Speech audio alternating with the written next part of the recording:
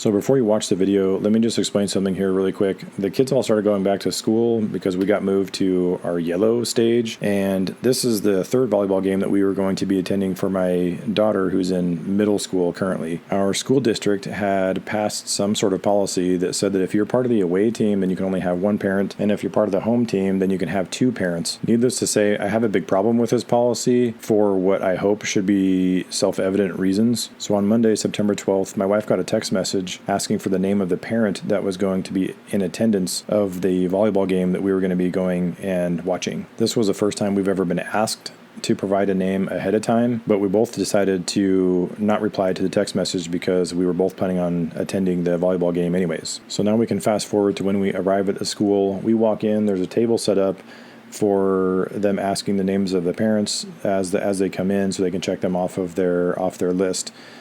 I run into a guy in the gray shirt who asked me who I was. I told him I was there to watch my daughter play volleyball. We were in the right gym. I'm there with my wife, and he said I can't go in because my wife has already gone into the gym. And this is where the problem started. I had asked him if they were at capacity. He said they were. I looked in the gym. They're clearly not, as you can see by the video, that they're nowhere near capacity. This is only one side of the gym. The other side, there's a whole nother set of bleachers that are all completely empty.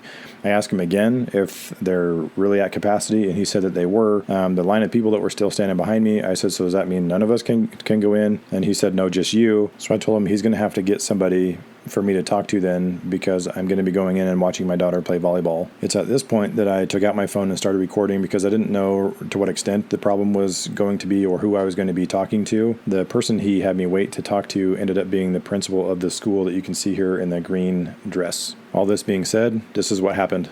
Hang on right here. Principal Kelly Davies. She'll work with you. Right here? Yep. Okay.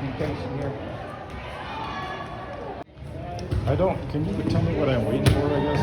I don't know. You have me stand here, and I don't know why I'm standing here. What team are you?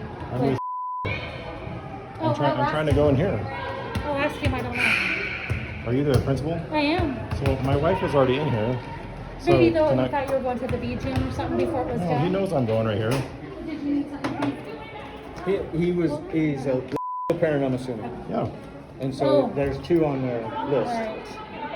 So that's It's one guest for the. But this isn't like a spacing issue because there's plenty of room for social distancing in I here. understand we're following the guidelines that we were given by the board approved policy for athletics.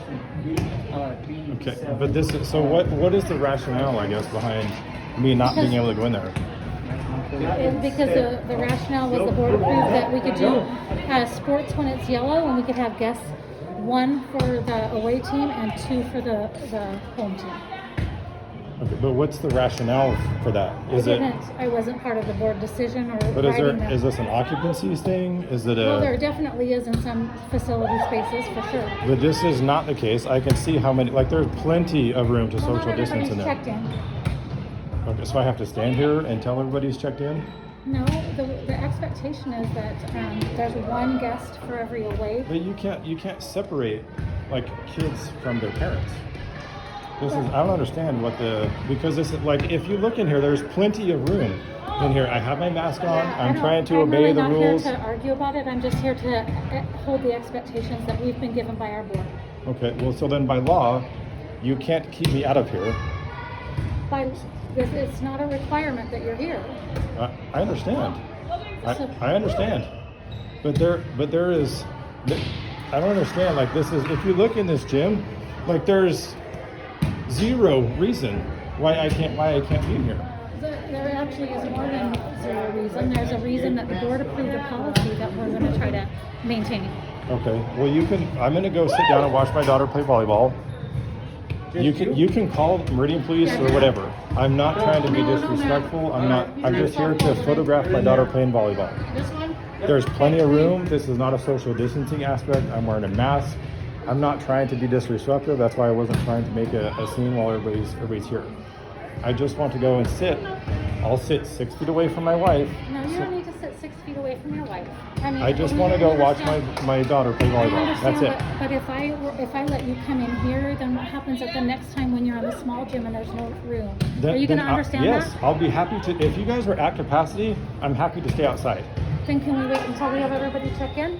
Would Which you be is willing to do that? sure. Which is how long? I don't know.